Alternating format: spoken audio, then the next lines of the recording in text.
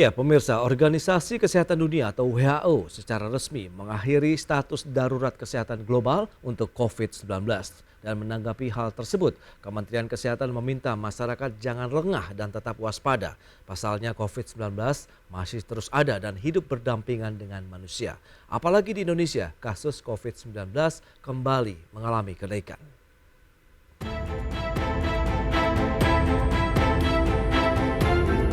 Organisasi Kesehatan Dunia atau WHO secara resmi mengakhiri status darurat kesehatan global untuk COVID-19.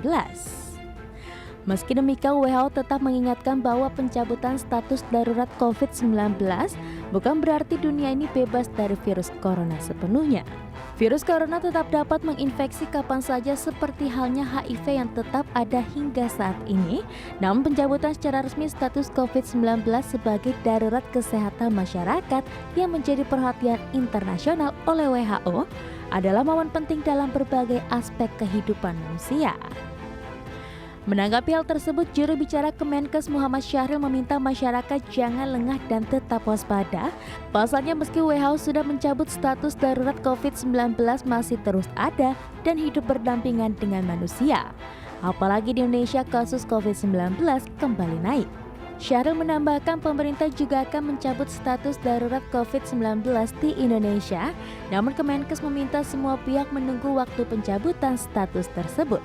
Sebab untuk mencabut status darurat kesehatan global untuk COVID-19, pemerintah perlu mencabut aturan yang selama ini menjadikan COVID-19 sebagai bencana nasional. Dari Jakarta, Tim Liputan IDX Channel.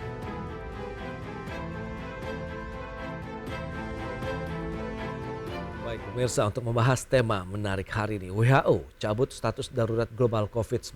Kita sudah tersambung melalui Zoom bersama dengan Dr. Muhammad Syahril. Beliau adalah juru bicara Kementerian Kesehatan Republik Indonesia. Selamat pagi Dr. Syahril. Ya, selamat pagi.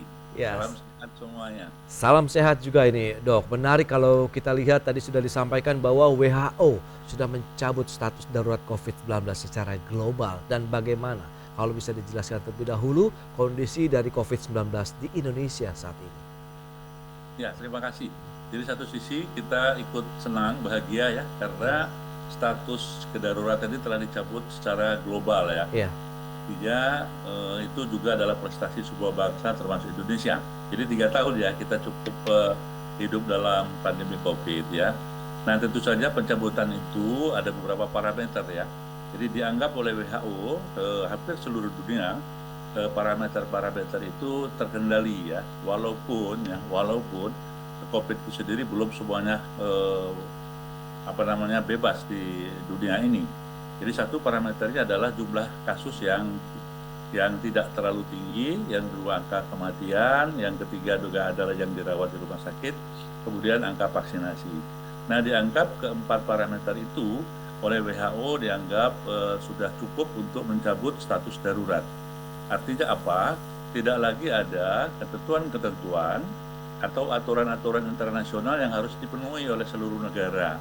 Ya, hanya saja perlu diingatkan masing-masing negara bahwasanya COVID ini masih ada dan kita tetap harus memantau sampai betul-betul COVID ini memang sudah menjadi bagian hidup kita, atau istilah yang sering kita sebut adalah kita memang bisa hidup berdampingan dengan COVID-19. Baik dok, nah lantas dengan pertumbuhan ataupun perkembangan COVID-19 di Indonesia justru belakangan ini ada tren kenaikan begitu. Sebenarnya pemicunya faktor apa saja begitu? Ya, jadi kita tidak usah terlalu panik dengan suatu kenaikan kasus ya. Karena apa? Sekali lagi itu menandakan memang COVID masih ada. Oke. Nah, hanya saja yang perlu adalah kenaikan kasus itu tidak terlalu signifikan, tidak terlalu menjadi lonjakan. Itu yang pertama. Yang kedua, tidak menyebabkan banyak orang yang meninggal dan juga tidak banyak orang yang harus dirawat. Jadi itu parameter yang harus kita pegang. Silakan adanya suatu kenaikan kasus. Nah, kenaikan kasus ini ada dua hal yang menyebabkan. Bisa karena memang virus subvarian yang lama, kemudian juga ada subvarian yang baru. Nah, untuk di Indonesia itu subvarian baru yang disebut dengan XBB 1.16 atau Actorus itu belum banyak, masih sekitar 8% dari seluruh populasi subvarian yang ada. Saat ini yang masih berdominasi adalah XBB 1.5 ya. Jadi itu perkembangannya.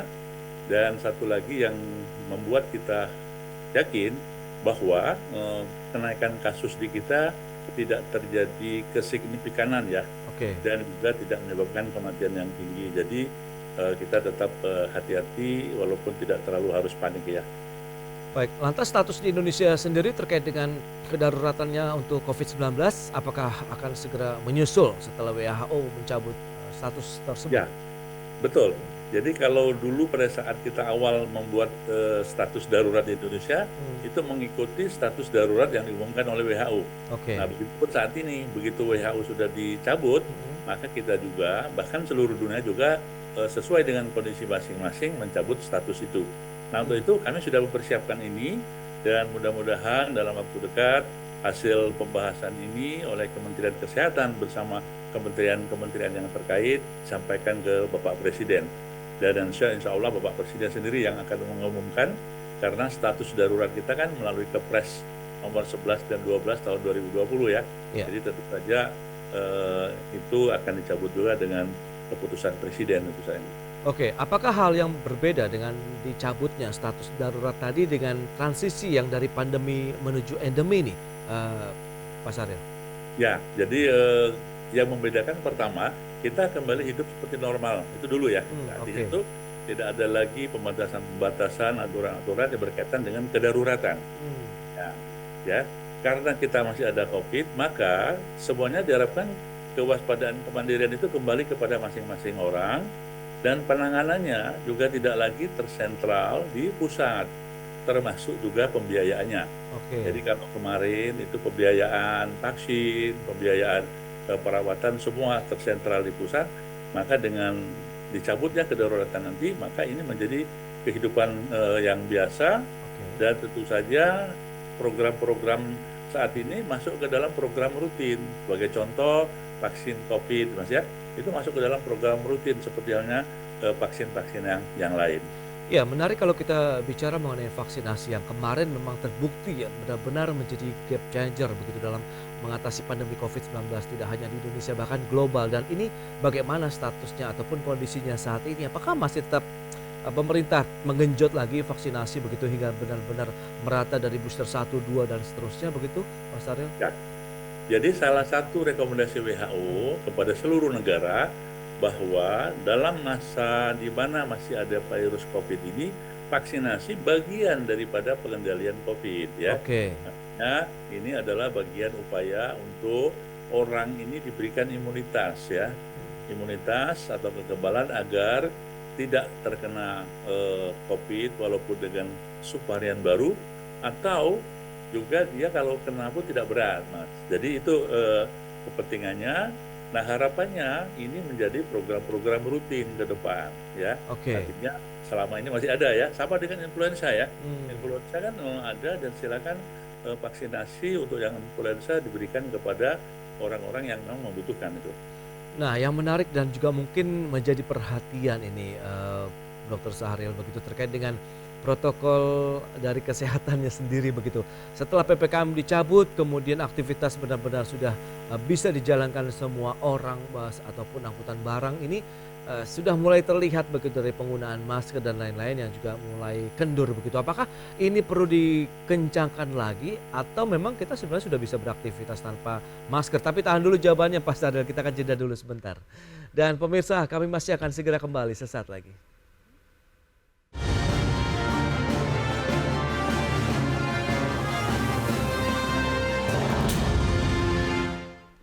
Ya, Anda masih menyaksikan Market Review. Berikut ini kembali kami sampaikan sejumlah data untuk Anda dan infografisnya bisa Anda saksikan di layar televisi Anda. Kita akan lihat dari status ataupun situasi COVID-19 di Indonesia per 9 Mei 2023 seperti apa. Data selengkapnya bisa Anda lihat. Dari kasus aktif ada penambahan 579 orang. Kemudian konfirmasi positifnya juga ini mengalami kenaikan hingga 1.902 konfirmasi positif. Adapun jumlah orang yang mengalami kesembuhan dari COVID-19 juga mengalami penambahan 1.284 dan orang yang meninggal dunia akibat pandemi, maksud kami adalah COVID-19-nya begitu, ada kenaikan menjadi 21 orang yang meninggal dunia. Dari sisi target sasaran vaksinasinya 234.664.020, di mana vaksinasi pertama ada kenaikan lagi 920 orang, vaksinasi keduanya 1.523 orang, vaksinasi ketiga 8.962 orang, dan vaksinasi keempat ini juga sudah berjalan 4.944 orang. Jadi ini memang yang perlu dicermati adalah vaksinasi yang memang masih menjadi game changer dalam menghadapi COVID-19. Dan kita lihat dari total tes COVID-19, di India ini sudah 927,7 juta tes yang dilakukan. Sementara di Emirat Arab 200,5 juta tes, Turki 162,7 juta tes, dan Tiongkok atau China 160 juta tes, dan Indonesia sendiri 114,2 juta tes yang sudah dilakukan. Baik, kita akan lanjutkan kembali perbincangan bersama dengan Dr. Muhammad Sahril, juru bicara Kementerian Kesehatan Republik Indonesia. Baik, Dr. Sahril, kita akan lanjutkan kembali. Berdasarkan data tadi yang sudah disampaikan, memang ada kenaikan begitu. Apakah momen-momen liburan ini menjadi satu hal yang perlu juga disiasati dan disikapi begitu ya, Pak Sahril? Silakan. Ya betul. Jadi sekali lagi mengingatkan, jadi COVID masih ada, jadi ada fluktuasi yang bisa terjadi ya.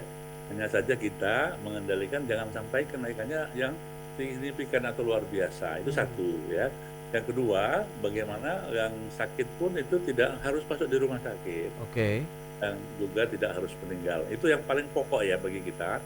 Nah, sehingga kita hati-hati bagaimana supaya angka penambahan tidak banyak. Ya tentu saja ini kan penyakit menular ya, menular melalui orang ke orang, droplet. Jadi salah satu cara mencegahnya yaitu dengan tadi masker dan protokol kesehatan. Nah, hanya saja supaya tidak menjadi suatu kesalahpahaman dan kerancuan di masyarakat, dengan dicabutnya PPKM kemarin dan juga kedaruratan ini, itu tidak selalu harus dikaitkan dengan masker dan protokol kesehatan. Karena masker dan protokol kesehatan ini harus menjadi bagian kebutuhan kesehatan untuk semua orang. Baik. Untuk melindungi bukan hanya COVID, tapi juga penyakit-penyakit yang menular yang lain. Nah, yang paling pokok masker ini adalah ayo kita pakai masker apabila kita sakit flu, influenza ya, batuk pilek. Kemudian kalau kita juga kontak erat dengan orang yang sedang sakit flu juga atau orang yang sedang sakit COVID, pakailah. Dan terakhir pemakaiannya kalau kita sedang di kerumunan banyak orang atau di tempat polusi, memang idealnya sebaiknya dipakai. Nah, di luar itu kita bebas saja kembali seperti yang zaman kehidupan sebelum COVID ya. Nah, itu dia. Bagaimana kita upaya meningkatkan lagi kesadaran dan kedisiplinan masyarakat begitu ya Pak Sahril, karena kita lihat kan memang sudah banyak juga nih yang mulai kendor begitu dan dalam menerapkan penggunaan masker baik di dalam ruangan maupun di luar ruang begitu. Pak Sahril, apakah memang perlu ada lagi kampanye-kampanye yang perlu dilakukan oleh pemerintah pada saat memang dulu pandemi terjadi begitu? Ya, jadi sebetulnya dalam kehidupan yang sekarang ini kampanye hidup sehat, ya, kampanye hidup sehat, perilaku hidup bersih dan sehat. Kita dari penyakit menular itu yang paling pokok ya.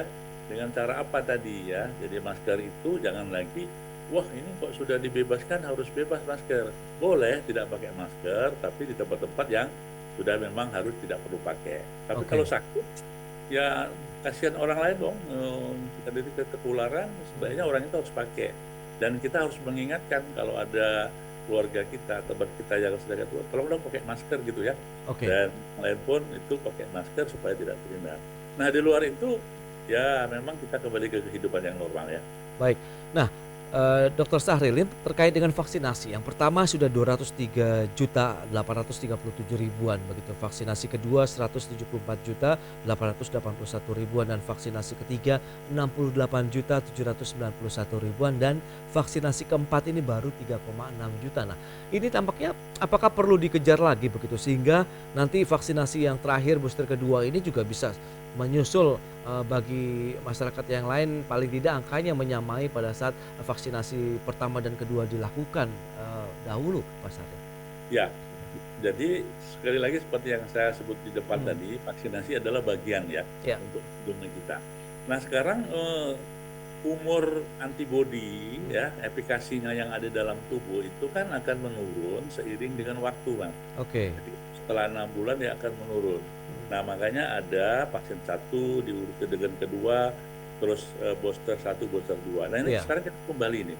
Nah bagi orang yang sudah lewat vaksin 1, 2 dan lebih dari 6 bulan, memang kita anjurkan untuk dilakukan vaksinasi lagi, ya, Oke. gitu ya, vaksinasi lagi karena tadi efikasi dari antibodinya sudah sangat menurun dan harapannya kita beri lagi supaya dia akan meningkat lagi. Nah tentu saja ini adalah bagian dari satu kesadaran dan juga bagian dari kebutuhan. Nah silakan kepada masyarakat yang merasa butuh dan memang ini harus menjaga kesehatan, kita lakukan, kita buka ruang itu. Apalagi ini nanti begitu dicabut masuk program rutin ya, artinya rutin itu sama kalau kita sakit berobat gitu, kalau kita ingin vaksinasi kita melakukan vaksinasi dan seterusnya gitu. Oke, nah untuk lokasinya sendiri bagaimana? Kalau dulu kan biasanya terpusat di daerah-daerah begitu ada entah di kantor polisian kah atau kantor pemerintahan dan sekarang kan sudah tidak ada lagi nih. Kemudian pada saat masyarakat ingin melakukan vaksinasi baik itu booster 1 dan booster kedua, mereka harus merujuk kemana nih jadinya Mas Ya, Arya? jadi tetap Mas ya, jadi fasilitas pelayanan kesehatan, puskesmas dan rumah sakit Mhm. tetap melayani. Oke. Ya, tetap melayani artinya dilakukan, silakan masyarakat yang mau ke sana. Hanya saja masalahnya adalah kadang-kadang satu botol vaksinasi kan bisa untuk 10 orang ya, atau ada yang 15 orang. Nah itu kalau pasiennya Oke. cuma 1 2 itu kadang-kadang sangat sayang vaksinnya, sehingga beberapa tempat itu dikumpulin dulu ya orang itu Hmm. udah sampai mendekati batas itu makanya perlunya penjadwalan. Jadi Oke. penjadwalan itu intinya adalah untuk efisiensi Hmm. daripada penggunaan vaksin itu agar tidak sia-sia ya, tidak mubazir. Kalau cuma harusnya untuk 15 orang dipakai 1 kan sayang ya Ya. teman-teman ya. Dan mekanismenya masih sama, tidak Dok, terkait dengan saat pandemi dulu. Jadi tidak ada biaya yang harus dikeluarkan oleh masyarakat pada saat Untuk saat vaksinasi. ini kan belum dicabut ya, Hmm. belum dicabut kedaruratan kita masih Oke. gratis. Kalau sudah dicabut kedaruratannya, apakah nanti ada biaya yang Nah, harus dibayarkan? jadi tadi bedanya apa sih kedaruratan dicabut dan tidak? Kedaruratan dicabut artinya apa? Hmm. Mekanisme kembali kepada normal. Oke. Vaksin, kemudian pengobatan, itu kembali kepada mekanisme pembayaran yang normal. Yang normal itu Iya. begitu. Kalau itu bisa dijamin dengan BPJS ya, Oh, jamin oke. dengan pihak asuransi, atau bahkan memang harus berbayar sendiri, Hmm. itulah yang mekanisme yang katakanlah yang tidak darurat tadi gitu ya. Oke, baik. Eh, Dok, terakhir ini kesiapan Indonesia apabila memang status kedaruratan dari COVID-19 dicabut begitu, Anda melihat bagaimana dari sisi infrastruktur kesehatan kita? Ya, terima kasih. Jadi sejak PPKM dicabut ya Mas, ya 31 Desember 2022 yang lalu sampai sekarang kita selalu menyiapkan seluruh sistem atau strategi dalam rangka masuk ke dalam masa endemi namanya ya. Jadi Oke. kita menyiapkan. Nah untuk parameter, alhamdulillah kita semua masuk dalam parameter yang terkendali. Artinya level 1 yang disyaratkan WHO. Jadi masuk. Dan Bapak Menteri Kesehatan sudah juga berkonsultasi melaporkan ke WHO ya Oke. beberapa kali, dan WHO mengingatkan infrastruktur kesiapsiagaan kita kalau terjadi scaling up kasus kita siap. Alhamdulillah itu kita siap ya. Oke. Kemudian kesiapan surveillance, kemudian whole genome sequencing untuk melihat kan masih ada COVID ini kan. Ya, Nah ya. masih ada ini maka akan dilihat apakah ada subvarian baru atau tidak. Baik. Nah, alhamdulillah semua itu sudah siap. Nah, tinggal kita nanti bagaimana koordinasi antar kementerian yang dipimpin oleh Bapak Menko, tentu saja akan dilaporkan ke Bapak Presiden Baik. untuk bagaimana rekomendasi berikutnya gitu. Baik, berarti sarana prasarana kesehatan dan juga tenaga kesehatan ini tinggal diaktifkan kembali ya pada saat memang nanti bukan siap kembali, siaga Mas, siap siaga. siap siaga ya, bahkan Nah, sudah jadi, siap siaga. Oke. apabila terjadi kita dalam hitungan cepat itu. Oh, itu dia. Berarti memang sudah siap Indonesia pada saat Ya. memang status kedaruratan dicabut, pada saat mungkin tadi ada scaling up yang mungkin tiba-tiba begitu ya, Siap. Dok ya, itu terjadi dan semoga tidak terjadi di Indonesia begitu. Ya, Baik, ya. Dr. Sari, terima kasih banyak atas waktu dan sharing yang Anda berikan kepada pemirsa pada hari ini. Selamat melanjutkan aktivitas Anda kembali dan salam sehat Pak Dokter. Terima kasih. Ya, terima kasih. Salam sehat semua. Baik pemirsa, 1 jam sudah saya menemani Anda dalam Market Review. Saya Prasetyo Wibowo beserta kerabat kerja yang bertugas undur diri. Terima kasih dan sampai jumpa.